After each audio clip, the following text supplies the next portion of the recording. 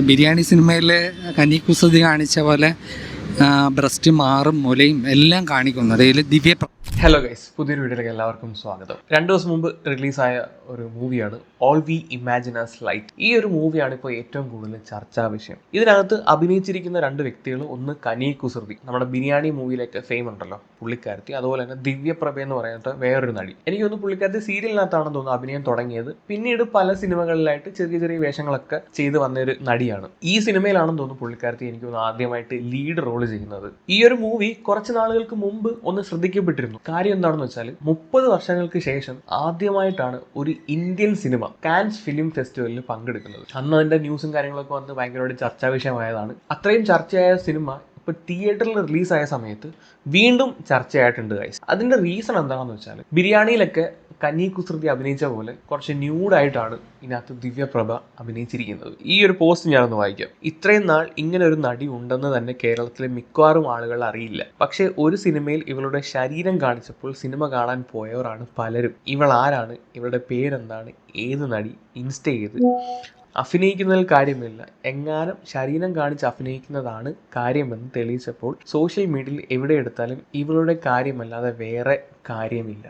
കഴിഞ്ഞ ഒരു ദിവസം ഏറ്റവും കൂടുതൽ ചർച്ചാ വിഷയമായ സോഷ്യൽ മീഡിയയിൽ ഹാഷ്ടാഗ് വരെ വന്ന ഒരു സംഭവമാണ്. ഇപ്പം നിങ്ങൾ ഇൻസ്റ്റാഗ്രാമിലോ ഫേസ്ബുക്കിലോ ഒക്കെ കയറി ഹാഷ്ടാഗ് ദിവ്യ നടിക്കുമ്പോൾ തന്നെ ഓട്ടോമാറ്റിക്കലി വരും ദിവ്യപ്രഭയെന്ന്. കാര്യം അത്രത്തോളം സർച്ചാണ് കഴിഞ്ഞ ഒരൊറ്റ ദിവസം കൊണ്ട് ഉണ്ടായത്. ഇതിന്റെ പുറകിലുള്ള റീസൺ വേറെ ഒന്നുമല്ല, പുള്ളിക്കാരത്തി ആ സിനിമയ്ക്കകത്ത് ന്യൂഡായിട്ടാണ് അഭിനയിക്കുന്നത്. അതിന്റെ ലിങ്ക് ചോദിച്ചിട്ടുള്ളവന്മാരുടെ കരച്ചിലാണ്.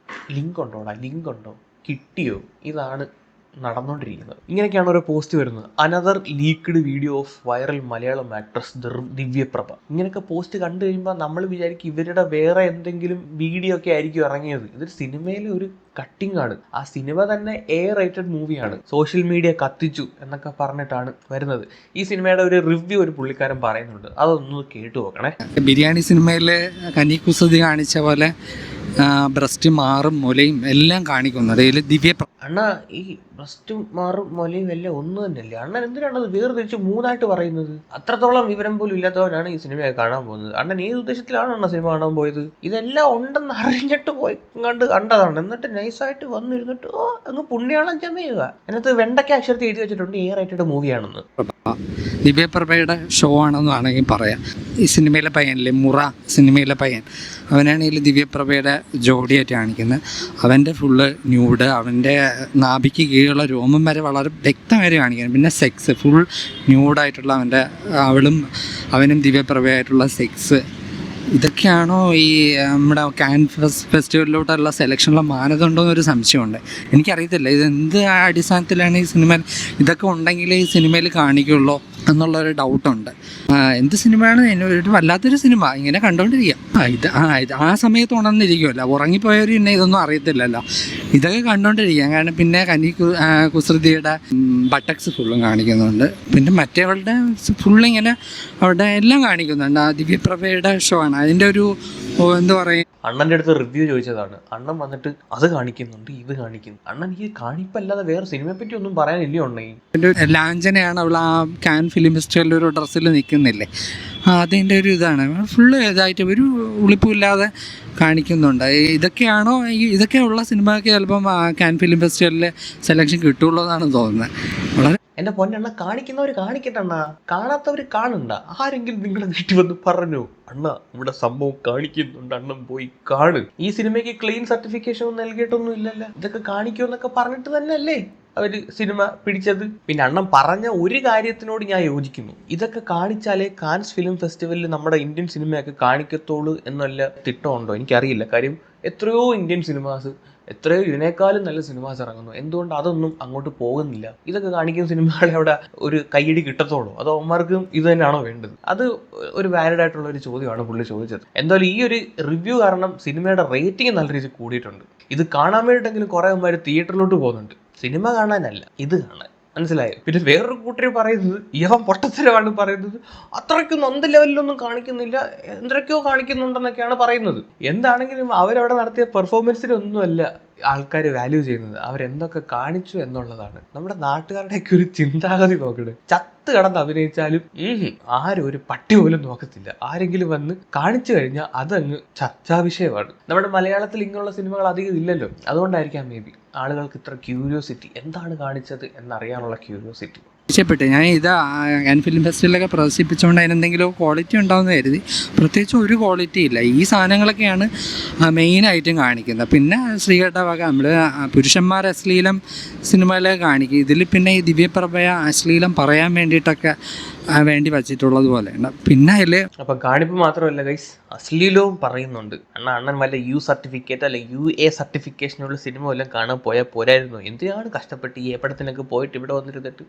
ആദ്യമായിട്ടാണ് ഞാൻ ഒരു ഏപ്പടത്തിൻ്റെ റിവ്യൂ കേൾക്കുന്നത്, ഉള്ള കാര്യം പറയാമല്ലോ. അല്ല ഇങ്ങനെയൊക്കെയുള്ള ഒരു സിനിമയുടെ റിവ്യൂ കേൾക്കുന്നത്.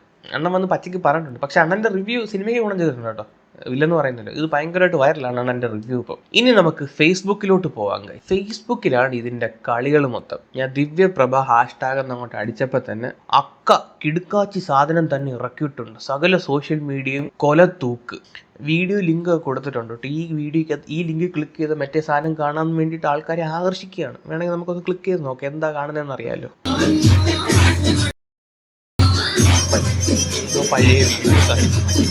ഇതിന്റെ കമന്റ് സെക്ഷൻ ഒന്ന് നോക്കാം ഗൈസ്. കമന്റ് സെക്ഷനിലും വീഡിയോ ലിങ്ക്, അത് മറ്റേ വീഡിയോ ആയിരിക്കും. ഈ പെണ്ണിന്റെ സീൻ എൻ്റെ അമ്മോ രക്ഷയില്ല. ഡേവിഡ് ജോൺ ആണ് പറഞ്ഞിരിക്കുന്നത്. ആരെങ്കിലും കയ്യിലുണ്ടെങ്കിൽ ചെയ്യുമോ, ഇപ്പം ചെയ്യുമോ എന്നോ അയക്കുമെന്നായിരിക്കും ചോദിച്ചത്. സൂക്ഷിച്ച് നോക്കിയാൽ കുറച്ച് കാണാം, അത്രമാത്രം. വേണ്ടവർ ഇൻബോക്സ്. കിട്ടി കണ്ടു. സിന്ധു വിനീത് എനിക്കും തരുമോ ആരെങ്കിലും ലിങ്ക്. പെണ്ണുങ്ങൾക്കും കാണാൻ കൊതിയാവുന്നെന്ന് തോന്നുന്നു. ഏതോ ഫേക്ക് ഐഡിയ ആണെന്ന് തോന്നുന്നു കേട്ടോ. Please inbox. അവന് രാജുബായിയുടെ ഒക്കെ മോന്ത നോക്കിയാൽ അവനങ്ങ് വിഷമ ലിങ്ക് കിട്ടാനിട്ട്. Send please. മൊത്തം ഫേക്ക് ഐഡിയ കേട്ടോ. ബ്രോ സെൻഡ് ചെയ്യുമോ. അഭിജിത്ത് കണ്ടു. Please inbox. ബ്രോ സെൻഡ് ചെയ്യും. എന്തുവാടാ നിനക്കൊക്കെ ഇത്ര കാണാനങ്ങ് മുട്ടി നിൽക്കുകയാണെങ്കിൽ നീയൊക്കെ ആ പൈസയും കൊടുത്ത് പോയി തിയേറ്ററിൽ പോയിരുന്ന് കാണും. അങ്ങനെയെങ്കിലും ആ സിനിമയ്ക്ക് കുറച്ച് പൈസ കിട്ടട്ടെ. അവനൊക്കെ ഇടയിൽ കൂടെ ഒസ്താൻ നിൽക്കുക, അല്ലെങ്കിൽ പിന്നെ OTT റിലീസ് ആവുന്നതിനും വരെ കാത്തിരിക്കും. അവനൊക്കെ സാധനം കാണുകയും വേണം, പൈസ കൊടുത്ത് തിയേറ്ററിൽ പോയി കാണാനും പറ്റത്തില്ല. ഓരോരോ അവസ്ഥ നോക്കണം മനുഷ്യന്മാരുടെ. ഇത്രയും സെക്ഷൽ ഫ്രസ്ട്രേഷൻ പിടിച്ച നാട്ടുകാരാണോ ഗൈസ് ഈ 2024 കഴിഞ്ഞ് 25 ആകുമ്പോഴും നമ്മുടെ നാട്ടിലുള്ളത്? മനസ്സിലാവുന്നില്ല. താപ്പോട്ട് നോക്കിക്കഴിഞ്ഞാൽ ട്രെൻഡ് സെറ്റർ ദിവ്യപ്രഭ ഇവിടെ പൊക്കിയടിക്കുന്ന അത്ര വലിയ സംഭവമൊന്നുമല്ല. ചേച്ചി കൊള്ളാം എന്തായാലും. ഇതാണ് മൊത്തം. ഫുൾ വീഡിയോ ലിങ്ക് കമന്റ് എന്നൊക്കെ പറഞ്ഞിട്ടാണ് ഓരോന്നും വരുന്നത്. ഇതാണ് നമ്മുടെ മലയാളികളുടെ അവസ്ഥ. മനസ്സിലായോ? ഇത്രയും ദാരിദ്ര്യം പിടിച്ചവരാകരുത് ഗൈസ്. നിനക്കൊക്കെ അന്തസ്സുണ്ടെങ്കിൽ തിയേറ്ററിൽ പോയിരുന്ന് കാണാം. അങ്ങനെങ്കിലും ആ സിനിമയെങ്കിലും ഒന്ന് വിജയിക്കട്ടെ. അല്ലാതെ ഫേക്ക് ഐഡിയും ക്രിയേറ്റ് ചെയ്ത് വന്നിട്ട് ലിങ്ക് തരുമോ, പ്ലീസ് ലിങ്ക് തരുമോ എന്നും പറഞ്ഞ് ഇരക്കുക അവന്മാർ. ഓരോരുത്തവന്മാർ 2 ദിവസം പട്ടിണി കിട്ടാലും അവന്മാർ ഇങ്ങനെ ഒന്നും ഇരക്കൂല. ലിങ്ക് കിട്ടിയില്ലെങ്കിൽ ഇരക്കും. ഒന്ന് അയക്കണം പറ്റുന്നില്ല. അങ്ങനെയാണ് അവന്മാർ. ഈ സിനിമ ഞാൻ കണ്ടിട്ടില്ല, അടുത്ത് തിയേറ്റേഴ്സിലൊന്നും അവൈലബിൾ അല്ല. ഈ സിനിമ കൊള്ളാവോ ഇല്ലയോ ഒന്നും ആരും പറയുന്നില്ല. എല്ലാവരും ഈ ഒരു ഇതിനെപ്പറ്റി മാത്രമാണ് പറയുന്നത്. സോ ഈ സിനിമ കണ്ടിട്ട് ഇതിൻ്റെ റിവ്യൂ വേണമെങ്കിൽ നിങ്ങൾ താഴെ വന്ന് കമൻറ്റ് ചെയ്യുക. അതായത് നമ്മൾ എവിടെയെങ്കിലും ഉണ്ടെങ്കിൽ തപ്പി പിടിച്ചു എന്ന് കണ്ടിട്ട് വേണമെങ്കിൽ വന്ന് ഒരു റിവ്യൂ പറയാം ഗൈസ്. എന്താണ് ഗൈസ് നിങ്ങളുടെ അഭിപ്രായം? ഇത് കണ്ടിട്ട് താഴെ വന്ന് കമൻറ്റ് ചെയ്യുക. കൂടുതലൊന്നും പറയാനില്ല. നല്ല അടിപൊളി ആളുകളാണ് നമ്മുടേത്. Link culture super. അപ്പോൾ ശരി, എങ്കിൽ ബൈ.